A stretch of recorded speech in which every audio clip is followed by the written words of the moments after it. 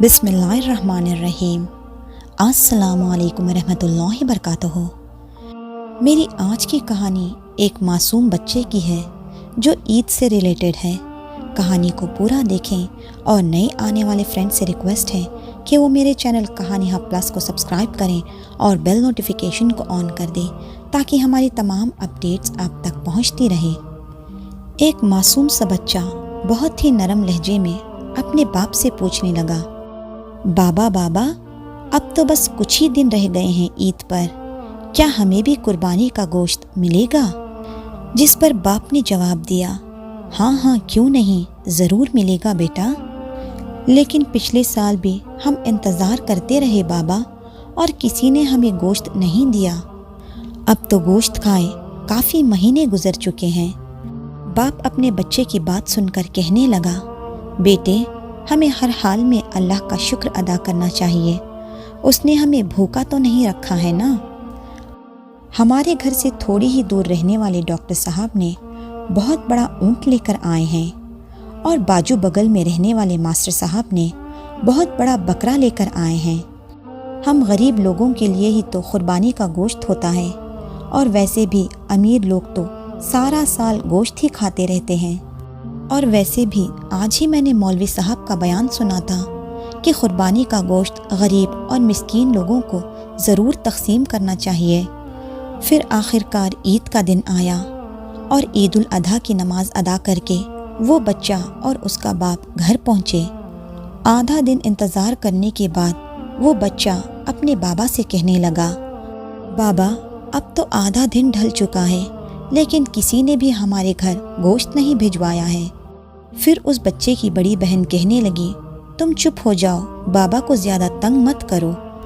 बाप था कि दोनों बच्चों की बातें सुनता रहा और नज़रअंदाज करता रहा। काफ़ी देर इंतज़ार करने के बाद जब कहीं से गोश्त नहीं आया तो उस बच्चे की माँ ने कहा, सुनिए, मैंने तो अभी से तैयारी भी कर ली है, प्याज वगैरह सभी काट के तैयार है, लेकिन अभी तक गोश्त क्यों नहीं आया? कहीं लोग हमारी तरफ गोश्त भिजवाना भूल तो नहीं गए? आप ज़रा देख कर आइए या फिर आप खुद जाकर ले आइए।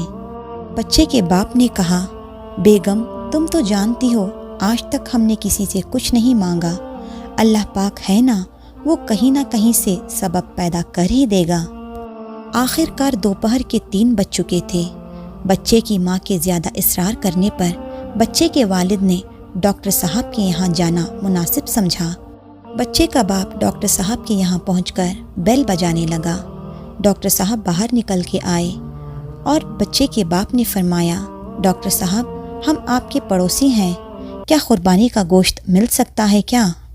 इतना सुनना था कि डॉक्टर साहब का रंग लाल पीला होने लगा और हकारत से कहने लगे, पता नहीं लोग कहाँ कहाँ से गोश्त मांगने के लिए आ जाते हैं, और धड़ाम से दरवाज़ा बंद कर दिया। इस तौहीन के एहसास से उस बच्चे के वालिद की आंखों में नदामत के आंसू आ गए। फिर मायूसी के आलम में वहाँ से निकलकर मास्टर साहब के यहाँ गए तो वहाँ भी वही अल्फाज सुनने को मिले। फिर जैसे ही बच्चे का वालिद जाने लगा तो मास्टर जी ने आवाज़ लगाई और एक पैकेट उस बच्चे के वालिद के हाथ में थमवा दिया। जब घर जाकर बच्चे के वालिद ने वो पैकेट खोला तो उसमें सिर्फ हड्डियाँ और चर्बी ही थी। इतना देखते ही बच्चे का वालिद गमगीन हो गया। बीवी अंदर से आई और कहने लगी, आप गमगीन ना हो, मैं चटनी बना लूँगी। इतने में बच्चा अंदर आया और वालिद से कहने लगा, बाबा, हमें गोश्त नहीं खाना है, हमारे पेट में दर्द है। बच्चों के इतने अल्फाज सुनना था कि बच्चों के वालिद के आँखों से आंसू बहने लगे और वो फूट फूट कर रोने लगा। रोने वाला वो वाहिद अकेला शख्स नहीं था, उसके साथ उसके बीवी और बच्चे भी रोने लगे। इतने में दरवाजे पर दस्तक हुई और सब्ज़ी वाले ने कहा, अकरम भाई, दरवाज़ा खोलें। जैसे ही दरवाज़ा खुला तो उस सब्ज़ी वाले ने 3-4 किलो गोश्त अकरम के हाथ में थमा दिया, जो बच्चे के वालिद का नाम था। सब्ज़ी वाला कहने लगा, गांव से छोटा भाई आया है और इतना ज़्यादा गोश्त लेकर आया है, अब हमारे घर में तो फ्रिज रहने से रहा, तो आप भी थोड़ा खा लें, हम इतना सारा कहाँ खा पाएंगे। इतना देखते ही वो बच्चे के वालिद के आंखों में خوشی کے آنسو نکل آئے۔ سبزی والے کے لیے اس بچے کے والد کے دل سے بہت دعا نکلی تھی۔ ابھی گوشت کھا کر فارغ ہی ہوئے تھے کہ اتنے میں بہت تیز بارش ہونے لگی۔ اس کے ساتھ ہی بجلی بھی چلی گئی اور دوسرے دن بھی پتہ چلا کہ بجلی آئی ہی نہیں۔ پھر کہیں سے پتہ چلا کہ بجلی جانے کا سبب ٹرانسفارمر جل گیا ہے۔ پھر عید کے تیسرے دن بچے کے والد نے بچوں کو باہر کہیں لے جا رہے تھے تو دیکھا کہ ڈاکٹر صاحب اور ماسٹر جی کچرے میں کچھ پھینک رہے ہیں۔